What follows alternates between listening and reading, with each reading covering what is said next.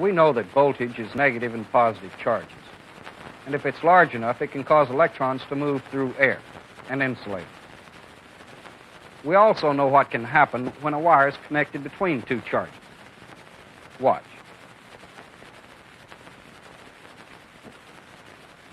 In these examples, the reactions occur due to a tremendous number of electrons moving from one charge to another. This movement of electrons is called current flow. In this lesson, we'll show you a few things about current. But before we get into the subject, let's review a few facts that we've already talked about.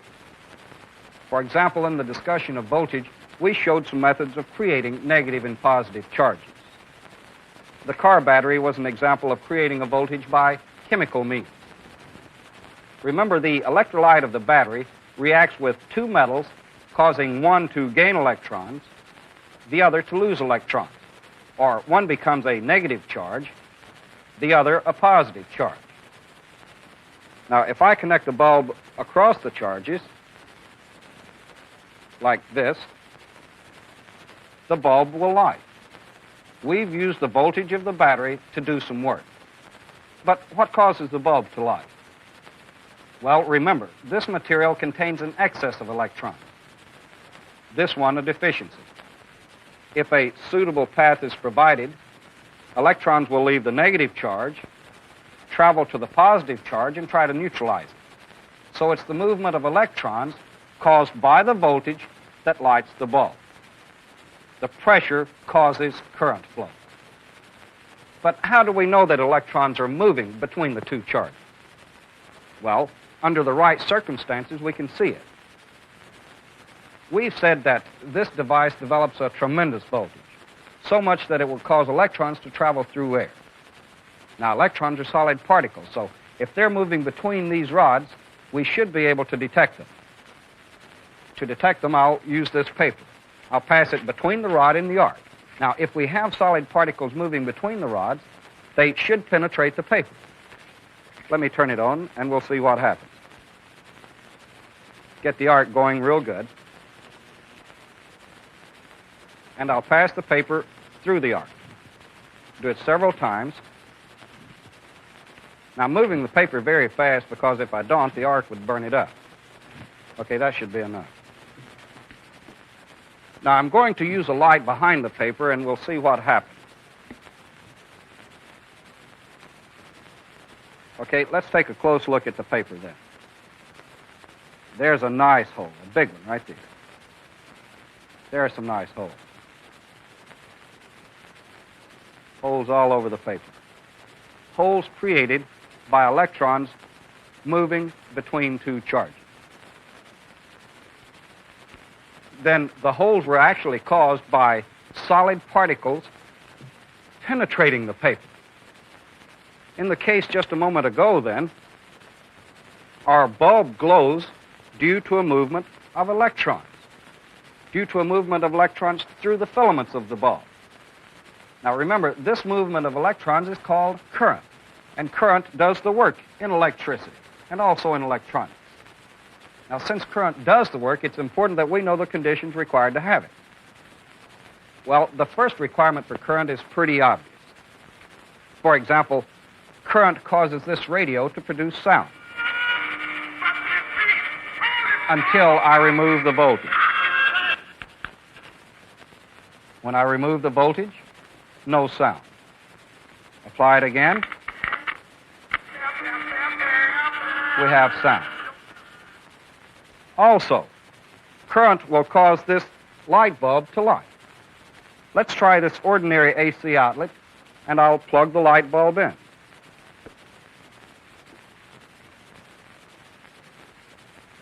Applying the voltage to the bulb, if I can find the socket. There it is. Voltage causes the bulb to light. If I unplug it, no light. Now, in each of these cases, when the voltage was removed, current must have stopped because we no longer produced the desired work. Each time we reapplied the voltage, the current produced light and it produced sound. So to have current, it's obvious that one requirement is voltage. Now, the next requirement for current is also pretty obvious. For example, let's suppose that the object is to use current to light this bulb. Well, here's a voltage source. Here's a voltage source. They both provide current. The bulb is the device that uses the current. But how do we get the electrons from the source to the bulb? Let's try this one first. I'll connect the bulb to this rod like this. Let me move it up just a little bit to separate. Now, the other side of the bulb would be connected to this rod by the air separating the bulb and the rod. This means that the electrons must travel through air in order to flow through the bulb. Let me turn it on and we'll see what happens. The current lights the bulb. Or we could use these wires and this voltage source to get the electrons to the bulb. Again, the current lights the bulb. Let's consider what I've just done now. Here, we provided a path for current by using air, an insulator. And the voltage required to light the bulb is about 10,000 volts. In this case, I provided a path by using copper wire, a conductor. The voltage required about 115 volts. In each case, then, the bulb lights. But which is the most logical method? Well, I sure wouldn't want to rely on 10,000 volts to light the lights in my house. The arc could cause a fire. And I wouldn't want to use 10,000 volts in my radio, say, to provide voltage to my car radio. Naturally, it's this one, the one that uses 115 volts in conductors. So to have a practical current flow, insulators cannot be used. Now, let's pursue this idea just a little further. We've already seen that when a bulb is connected to a battery, electrons will flow from the battery through the wire, the bulb, and back to the other side of the battery. In this case, I'm using copper wire. And remember, copper allows electrons to flow because it has a large number of free electrons. Now, if I put an insulator in the circuit, the bulb doesn't glow. Here's the insulator, the air between here and the battery. Remember, an insulator contains few, if any, free electrons. It prevents current flow except when there's a tremendous amount of voltage. So another requirement for current is a complete path through which the electrons can flow. And keep in mind that if we generate a high enough voltage, current will flow through anything. But to keep the voltages in a practical range, we'll usually use conductors. Now, there are a few more facts about current that we should know. For example, what is the direction of current with respect to the voltage source? Well, we said that electrons move from negative to positive. But how do we know that this is true? Besides, what difference does it make? Let me show you the importance of knowing how current flows. Some devices will operate only when current is flowing in the proper direction. This semiconductor diode is such a device. Now, I'll make a connection here. Move the bulb in so we can see all of the action. Now, if I apply current to the device in the proper direction, like this, the bulb lights. If I turn the diode around and try to make current flow in the wrong direction, nothing happens. So to make this diode work, we would have to know the direction of current flow. Now, also, the design of some devices is such that if current is improperly applied, the device can be destroyed. Such a device is this one. Now, watch what happens when I try to force current through it in the wrong direction. Notice the smoke starting to pour out. The device could be destroyed. So to keep something like this from happening, you would have to know the direction of current. Okay, that's why we must know how current flows. Now, let's see if we can prove that it flows from negative to positive. In the next demonstration, I'm going to use this little device, the semiconductor diode that we've already seen. Now, you'll study this device in detail later on. For now, though, you should know that current will flow through it in only one direction. It works something like this check valve that's designed to control the flow of water. Here's how the control valve works. If I place it so that the arrow is in the direction of water flow, it'll let the water through. But when I turn it around so that the arrow is against the flow of water, it'll shut the water off. So let's try it in this demo. This is my water source, a pressurized source. The flow will be from here through this tube and into this container. Now, I'm using colored water so that you'll be able to see what's happening. So first, let me place the control valve so that the arrow is in the direction of flow. Now, when I turn the water on, it flows freely. Okay, I'll disconnect everything, drain it out, and I'll turn the control valve over. Now I'm placing it so that it's against the water flow. Now, watch what happens when I turn it on. It blocks the water flow. It shuts off the flow almost completely. Well, the diode will do basically the same thing. Very similar to this control valve.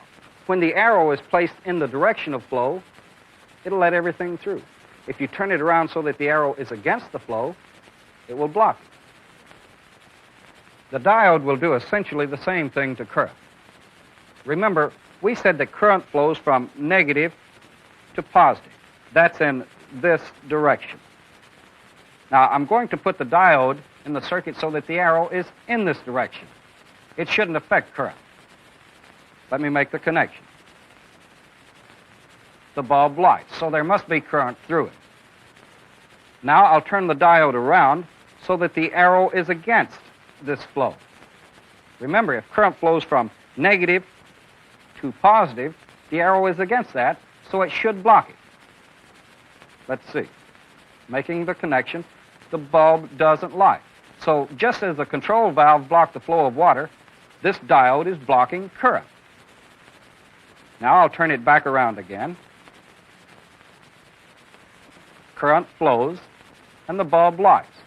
So it should be obvious then from this little demonstration that current flows from negative to positive. Now remember, when I speak of current flowing from negative to positive, I'm referring to the current that flows outside the power source, or the current in the external circuit. Inside the power source, the battery in this case, current flows from positive to negative. Now, this is a very important point, so be sure that you understand it, because later on you'll be using the current in this power source to calculate numerous things. So remember this. Current flows in a continuous path from negative to positive in the external circuit, and from positive to negative in the power source. Now, you should also remember that the requirements for current are a source of voltage and a continuous path through which current can flow. Here are some terms associated with current that you should become familiar with. For example, the symbol for current is the capital letter I. A coulomb. That's a measure of the amount of current. Now, 1 coulomb is this many electrons. Now, of course, trying to count this many electrons would be like trying to count the grains of sand on a beach. It just isn't practical. So we'll rely on meters later on to measure current in amperes. Now, an ampere is 1 coulomb flowing past a point for 1 second. And it's called ampere in honor of the French physicist who discovered this means of measuring current. Now, remember also that current is the movement of electrons. It will cause a bulb to give off light. It will cause a radio to produce sound. It's the force that does the work in radar, computers, and communication. We've seen that when a conductor is placed across a voltage, the voltage will cause too much current to flow and burn up the wire. On the other hand, if an insulator is used, very high and dangerous voltage is required to cause any current. In the next lesson, we'll talk about a happy medium.